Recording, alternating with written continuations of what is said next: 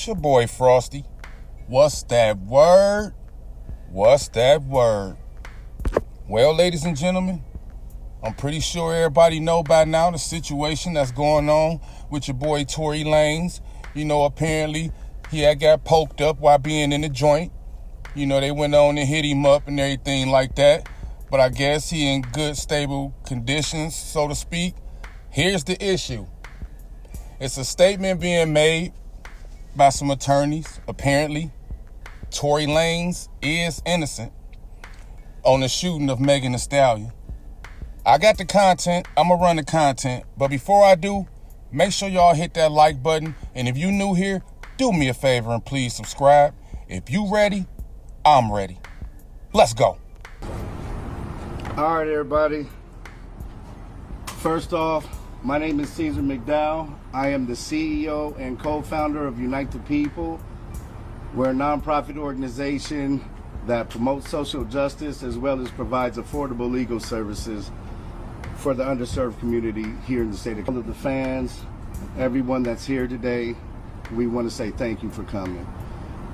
Today, we're going to hear some really compelling new evidence that you've never heard before. Our legal team will explain all of that to you. We will have updates on Tory Lanez, Mr. Peterson, on how he's doing. It's really sad to see the situation that he's in, and we think it's time, enough is enough. It's time to bring the brother home. So with that, I would like to bring up our lead consultant, Mr. Walter Roberts.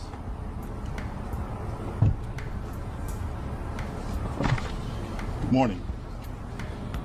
We are here today to bring to your attention some information Unite the People believes is exculpatory in Mr. Daystar Peterson's case, professionally known as Tory Lanez. Recently, we've been made aware that a member of the media, Mr. Gianno Caldwell, was working on regarding Mr. Peterson's innocence. During his work on that op-ed, he became aware of some information in Unite the People's possession regarding a statement that was given to Unite the People by someone with information relevant to that case. The New York Post recently reached out to the prior district attorney, George Gascon, Megan Pete and her representatives, and Kelsey Harris and her representatives. The only party that responded last week was Megan Pete's representatives with a request for more information. A few days later, Mr. Peterson's brutally attacked in his jail cell. Unite the People represents Daystar Peterson in his appellate process. We filed an appellate brief and a writ of habeas corpus on his behalf. The district attorney's office has already responded. The case is fully briefed. We're just waiting for the appellate court's decision. We were willing to wait for the appellate process to play out, but given that brutal, unprovoked attack, we felt it necessary to come here today to provide you with this information. It is our intention to make a request to the governor to either pardon or commute the sentence of Mr. Peterson, so that when he recovers from this attack, he's not returned to a jail cell, but that he's allowed to go home and recover. Not long ago, Unite the People was approached by a gentleman named Bradley James. Mr. James informed us he was working as the bodyguard and driver for Ms. Kelsey Harris during Mr. Peterson's trial. As such, he was in close proximity and he had privy to conversations she was having with her husband and others. Mr. James informed us he was not under a non-disclosure agreement or a confidentiality agreement and was free to speak with Unite the People, and that he was doing it because his conscience would not let him not speak and leave a man in prison for something he did not do. Mr. James informed Unite the People that he was witness to the conversation Ms. Harris had, where she stated she had the gun, she fired it 3 times, Mr. Peterson grabbed her arm and knocked it down, and the gun fired 2 more times. In essence, Mr. Peterson never shot anybody. This statement aligns with the statement of the only non-party witness to the case, Mr. Sean Kelly, who at trial testified he saw two women fighting, two men break up the fight, one man grabbed the other one's arm. Gunshots came from the passenger side.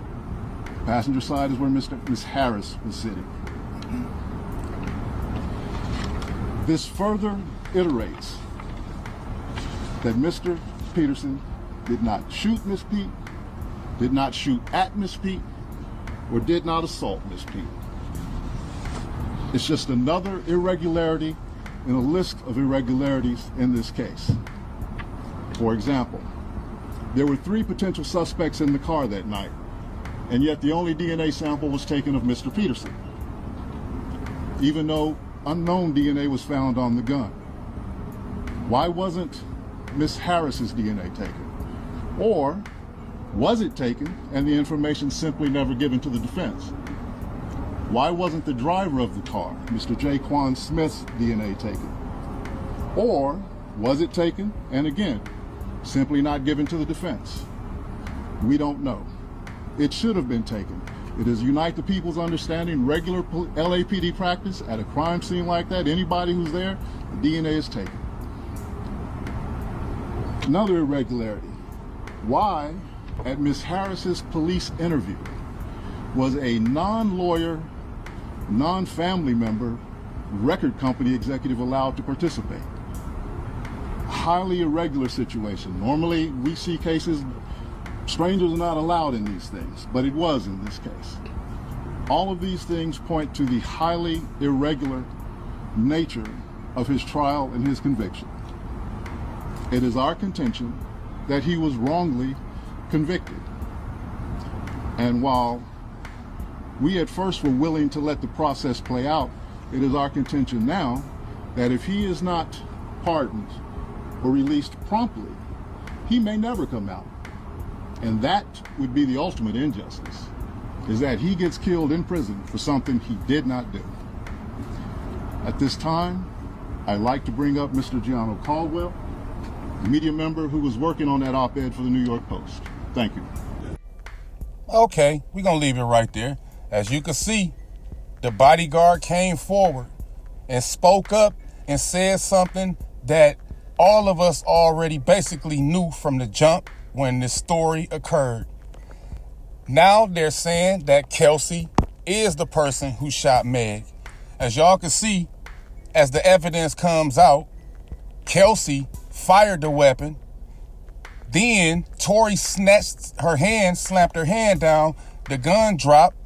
A few more shots let off. And apparently one of those shots was the shot that hit Megan Thee Stallion. Megan Thee Stallion, Kelsey, everybody went on as this situation went on, and they did not say nothing. They made it that Tory was guilty. They took the stand. They took everything on Tory to make it that he did this shooting. Y'all let me know what y'all think in the comments below. Did y'all think this story was going to come out? And did y'all already know this happened? Drop in the comment section and let me know what y'all think about this. It's your boy Frosty. Until next time, finito.